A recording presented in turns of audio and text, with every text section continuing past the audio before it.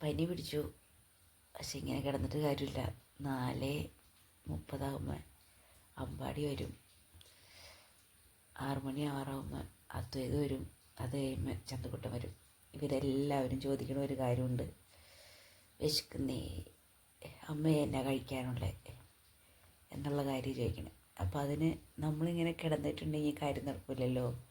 പനിച്ചിട്ട് എൻ്റെ കണ്ണൊക്കെ നിറയാറുണ്ട്. വേറൊന്നുമല്ല, കണ്ണ് അങ്ങനെ പനിയേറിയിട്ട് കണ്ണ് നിറയണതാണ്. അപ്പം അടുക്കളയിൽ എന്തെങ്കിലും ചുണ്ടൊക്കെ ഇങ്ങനെ ചുവന്ന് തുടങ്ങിയിട്ടാണ്. പനിച്ചിട്ടാണ്. ലിപ്സ്റ്റിക്കൊന്നും പുരട്ടിയേക്കണല്ല, അല്ലാണ്ട് ചുവന്നേക്കണയാണ്. പെട്ടെന്ന് വന്ന പനിയാണ്.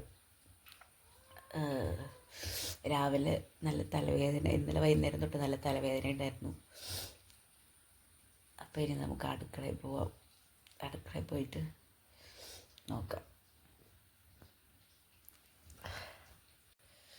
നല്ല കോലാണ് എൻ്റെ.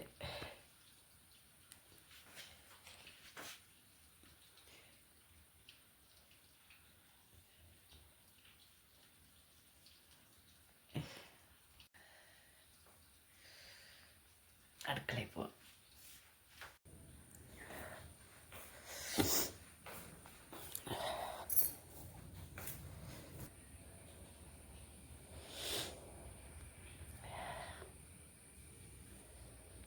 പഴുത്ത പഴമുണ്ട്.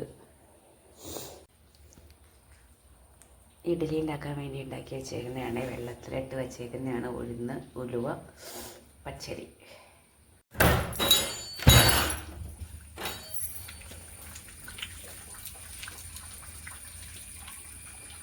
കുഞ്ഞിച്ചക്ക, എൻ്റെ വലിയച്ചക്ക. നമുക്ക് ഈ ചക്കക്കുട്ടനെ എടുക്കാം. അയ്യോ, ചക്കക്കുട്ടനെ ഉരുണ്ട് പോവാലോ.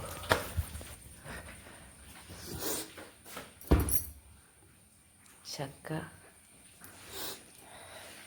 നമ്മളുടെ മുറ്റത്ത് കിടന്ന് വെള്ളം ഇതായേക്കണതാണ്. വേറെ പ്രശ്നമൊന്നുമില്ല ചക്കയ്ക്ക്. നമുക്കൊന്ന് വെട്ടി നോക്കാം. ആയുധം വെച്ചിട്ടുള്ള പണിയാണ്.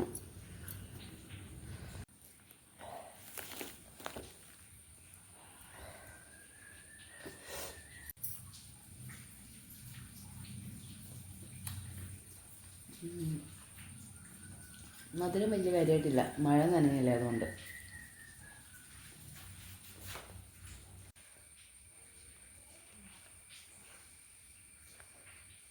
ഇപ്പം നല്ല ചക്കപ്പഴമാണ്.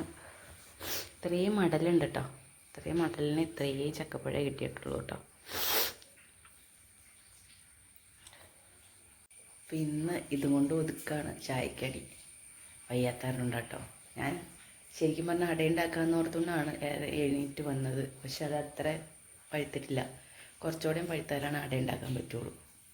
അപ്പം പച്ചക്ക് നല്ല പഴുത്തിട്ടുണ്ടല്ലോ, മധുരം ഉണ്ടല്ലോ, ആ മധുരത്തോടെ അവർ കഴിച്ചോളും.